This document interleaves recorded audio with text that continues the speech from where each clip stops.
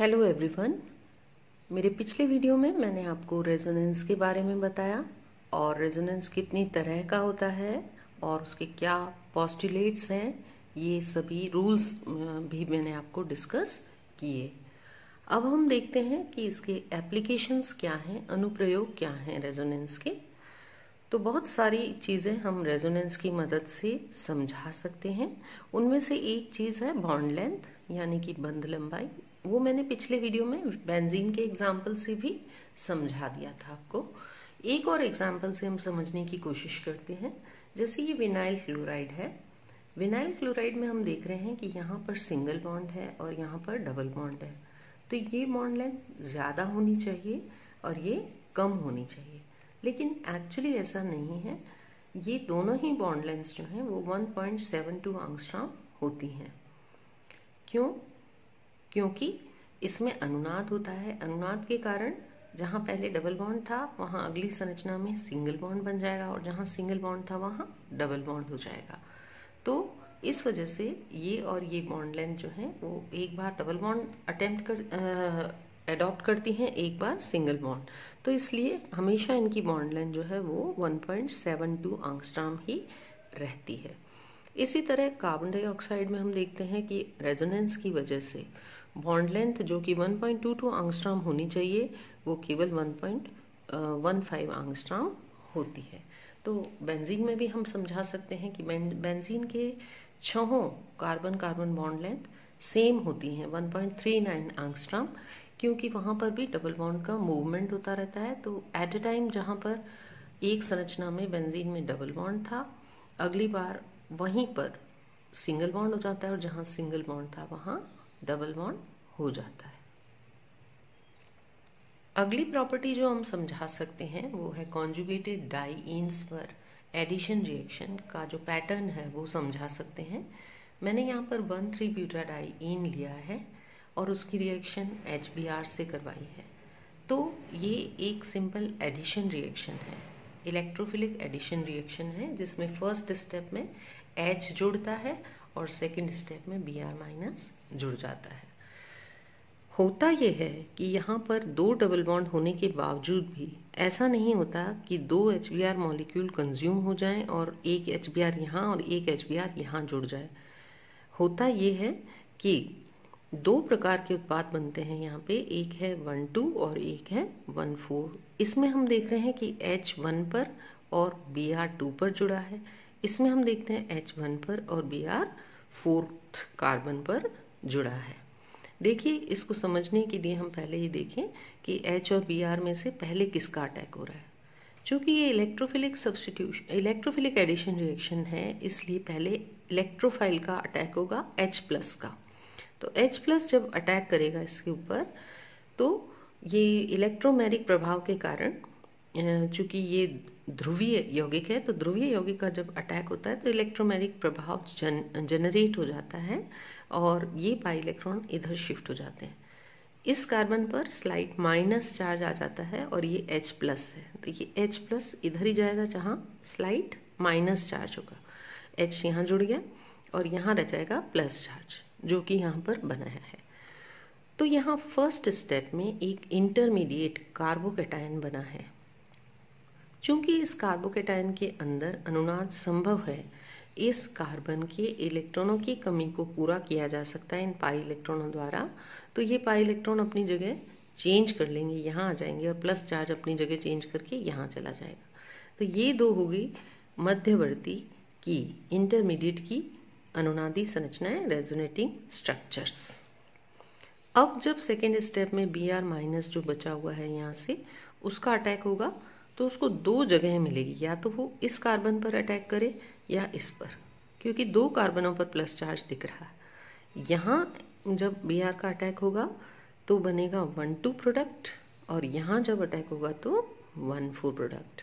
तो 1,2 और 1,4 addition products का बनना हम केवल तभी समझा सकते हैं जब हम अनुनाद का कंसेप्ट समझें।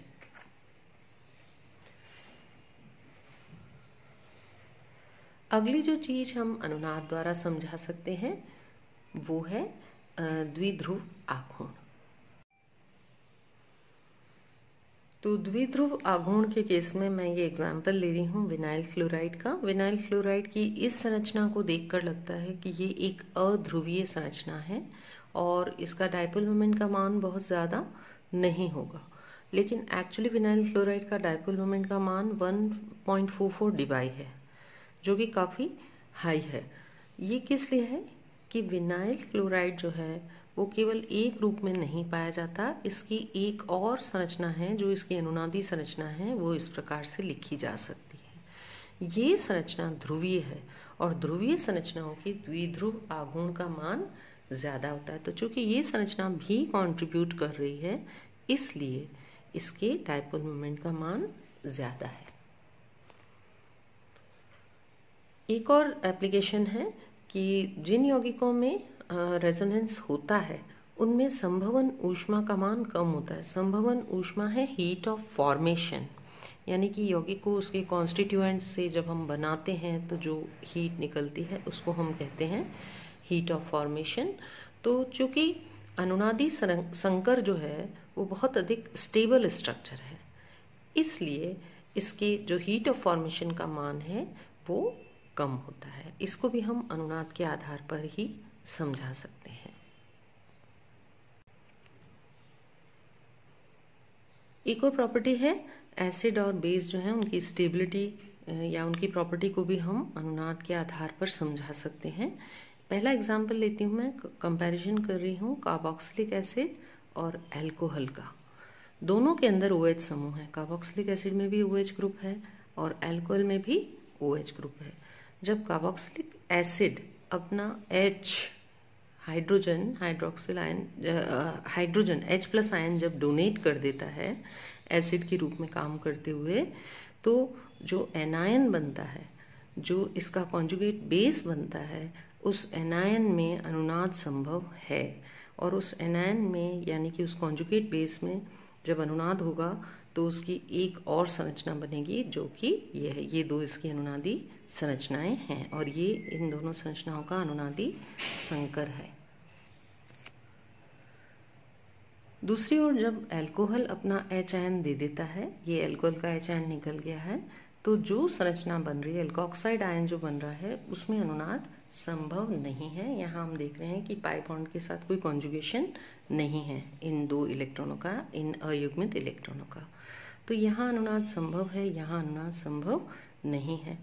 चूंकि अनुनाद के कारण इसका कॉन्जुगेट बेस जो बनता है वो काफ़ी स्थायी होता है, इसलिए जो कार्बोक्सिलिक एसिड समूह के अंदर OH आयन है वो एसिड की तरह काम करता है और अल्कोहल के अंदर बनने वाले कॉन्जुगेट बेस में कोई भी अनुनादी संरचना संभव नहीं है। तो ये कंपैरेटिवली बेहद कम स्थायी है, तो इसलिए यहाँ पर OH आयन एसिड की तरह काम नहीं करता है।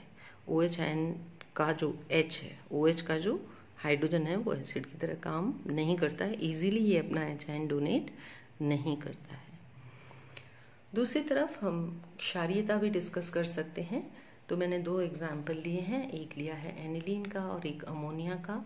तो हम देखते हैं कि अमोनिया जो है वो बहुत प्रबल क्षार है एनिलीन की अपेक्षा। क्यों? क्योंकि एनिलीन के अंदर जो इलेक्ट्रॉन युग्म है वो वलय की तरफ जा रहा है, रिंग की तरफ जा रहा है। तो एनिलीन पर ये इलेक्ट्रॉन युग्म किसी को भी देने के लिए उपलब्ध नहीं है, तो ये एक अच्छे क्षार की तरह काम नहीं करता। अच्छा क्षार वो है जो आसानी से अपना इलेक्ट्रॉन युग्म दे देता है, जबकि अमोनिया में ये फ्री है डोनेट करने के लिए इलेक्ट्रॉन युग्म, इसलिए अमोनिया एक अच्छा क्षार है। तो ये अनुनाद में काम आ जाता है, ये अनुनाद में काम नहीं आता है। इसके अलावा मुक्त मूलकों और कार्बोनियम आयनों के स्थायित्व को भी हम अनुनाद द्वारा समझा सकते हैं। इनका स्थायित्व इस प्रकार से है, तृतीयक मुक्त मूलक जो है वो सबसे ज़्यादा स्थायी है, द्वितीयक उससे कम, प्राथमिक उससे भी कम। इसी प्रकार कार्बोनियम आयन में भी तृतीयक कार्बोनियम आयन हाईली स्टेबल है, उससे कम द्वितीयक, उससे कम प्राथमिक। आइए इसको समझने की कोशिश करते हैं। यहाँ हमने तृतीयक मुक्त मूलक बनाया है।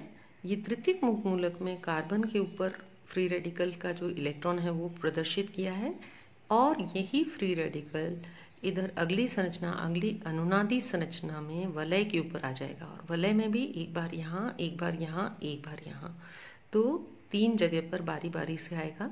तो कई सारी संरचनाएं बनेंगी। इसके बाद इस वलय पर 3 बार, इसके बाद इस वलय पर 3, इस वलय पर भी 3 जगह पर इलेक्ट्रॉन शिफ्ट हो सकता है। तो अनुनाद के कारण इसकी टोटल 10 संरचनाएं बननी संभव है।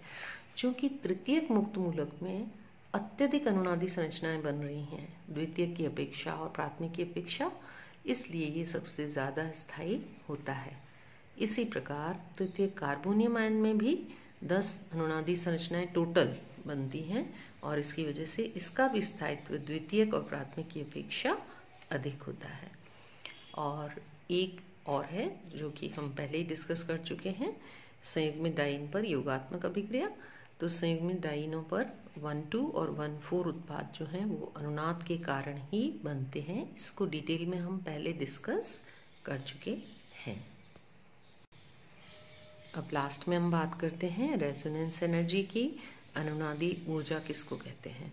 तो अनुनादी ऊर्जा को इस फॉर्मूले से आप अच्छी तरह समझ सकते हैं।